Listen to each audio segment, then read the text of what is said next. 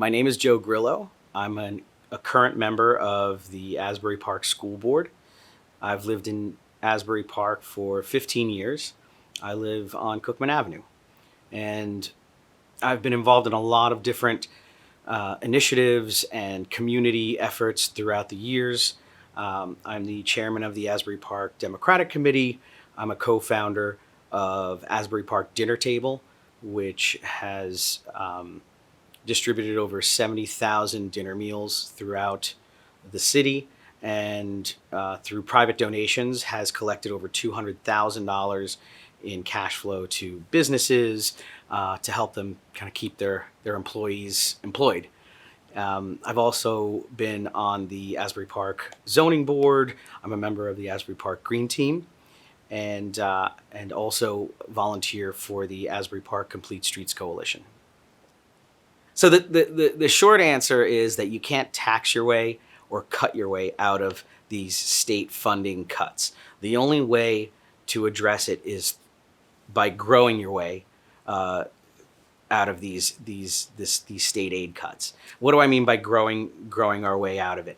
It means that we have to increase enrollment. How do we increase enrollment? Well, we're starting to see it this year with an uptick in enrollment, and I believe that it'll continue in the future. But it's by making the school district more attractive to families to keep their kids in the school district, by promoting the Dream Academy, where students graduate with a high school diploma and an associate's degree from Brookdale, and expanding the career readiness programs that we have through allied health, through engineering, and this year we started a performing arts career track.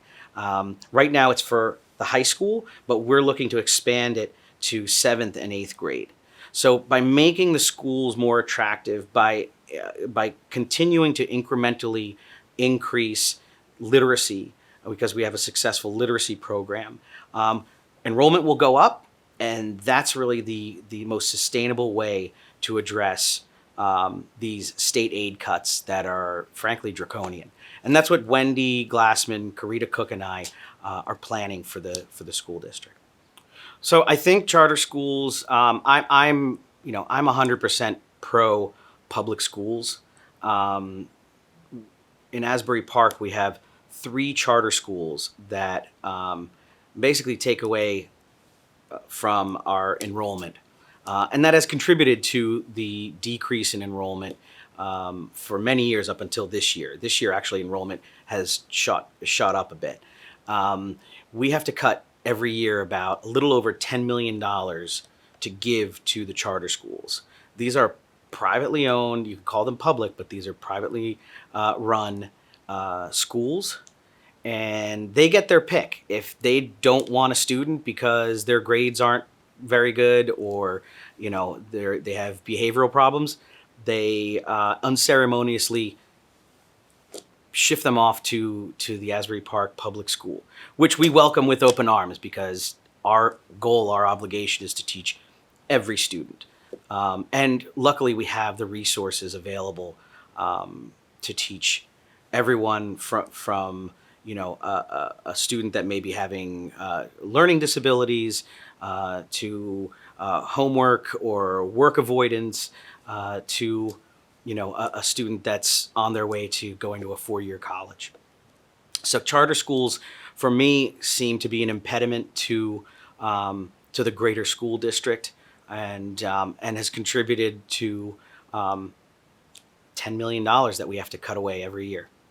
So this is really this question is great in terms of what we've done when COVID first hit, and what we plan to do. And really what Asbury Park has done is a model for urban school districts, not just in New Jersey, but throughout the country, because we took a slow, methodical, thoughtful approach to what our quote unquote reopening plan would be, which eventually became an all virtual first month of school, right? So one of the things with having a school district like Asbury Park, where a large portion of the student population is underserved, below the poverty line as well, is that connectivity is a big important factor in virtual learning.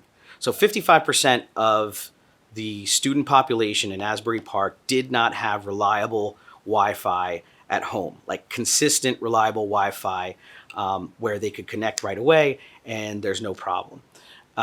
So what we did was, well, two things. One thing that we did was we made sure that every student that needed a Chromebook had the opportunity to receive one from the school district, to the point where teachers were tracking down students that didn't pick up their Chromebooks to give them their Chromebook so that way they could learn.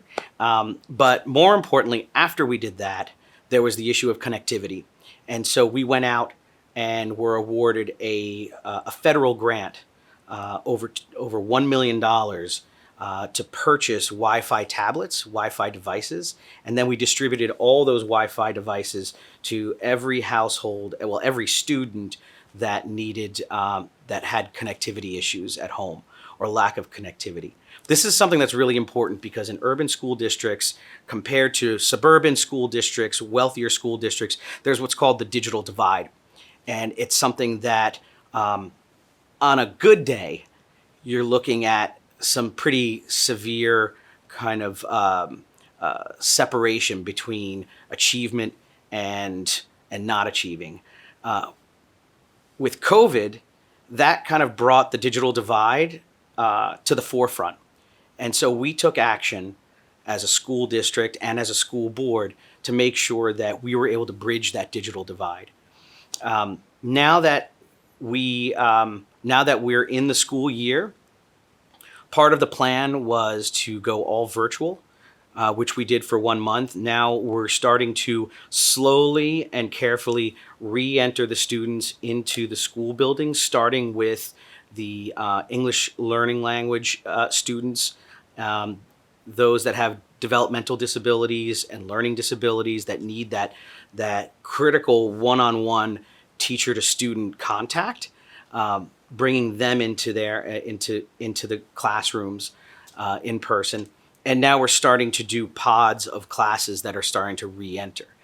The whole point of being methodical and slow about this is to follow the science, follow the data, and to make sure that if, God forbid, there's an outbreak, the school and the students are ready at the drop of the hat to pivot back to all digital learning.